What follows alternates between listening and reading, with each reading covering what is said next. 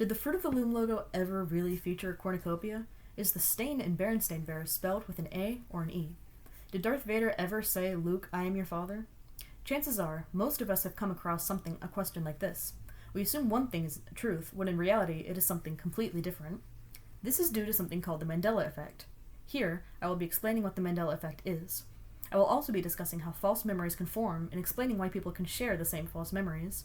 Finally, I will point out real-life consequences that can come to be due to this phenomenon.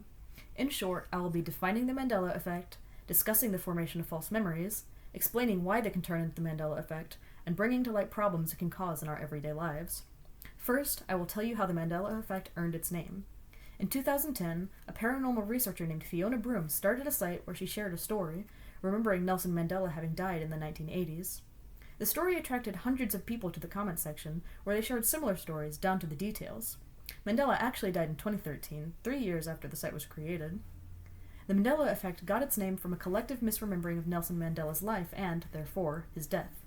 According to Daisy Hernandez from the Popular Mechanics Science magazine, in the 1980s, a self-described paranormal researcher named Fiona Broom claimed that she remembered hearing about the death of Nelson Mandela, the prominent South African anti-apartheid activist, while he was in prison.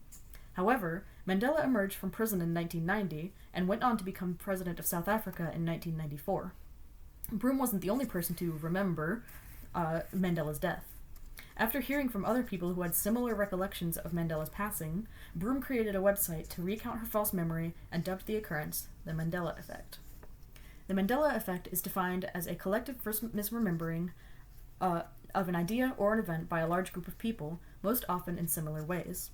Essentially, a large amount of people will remember something wrong, but in the same way.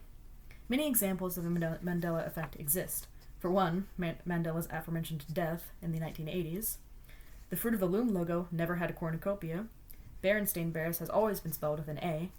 Darth Vader actually said, "No, I am your father." The Monopoly mascot never wore a monocle.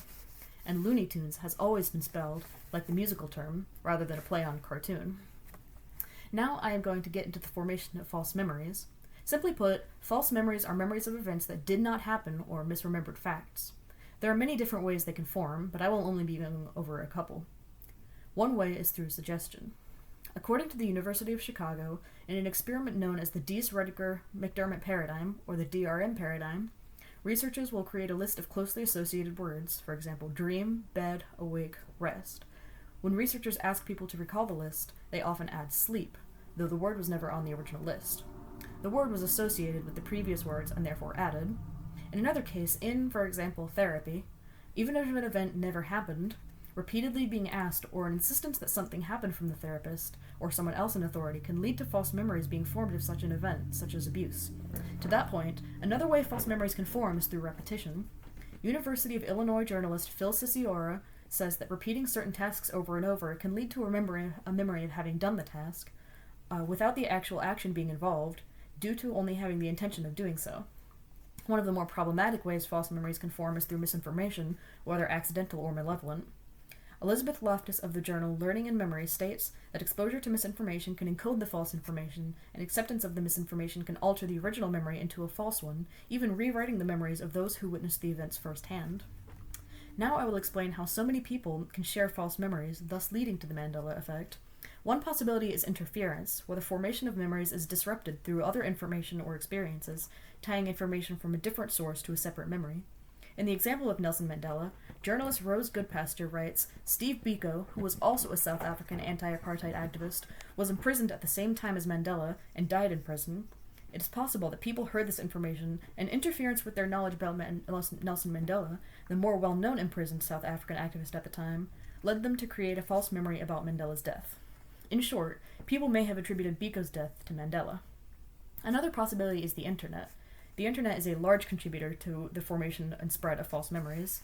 One person uploading a fake image or false information on the Internet can lead to it rapidly spreading throughout to people all over the world, leading to false memories being formed in hundreds, if not thousands of people, taking the false images or information as fact and spreading it as such.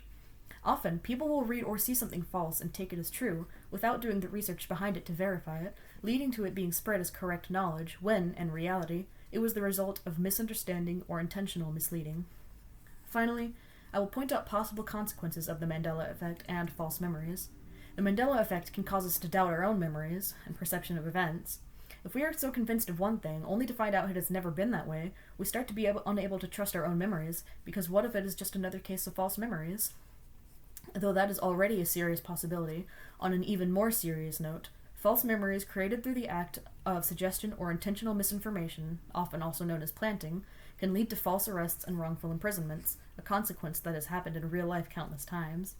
Going back to the earlier point about suggestion in therapy, a therapist suggesting to their client abuse that may have happened, even if it did not actually occur, can lead to a false memory of the event and thus accusations towards a fake perpetrator, leading to a wrongful arrest.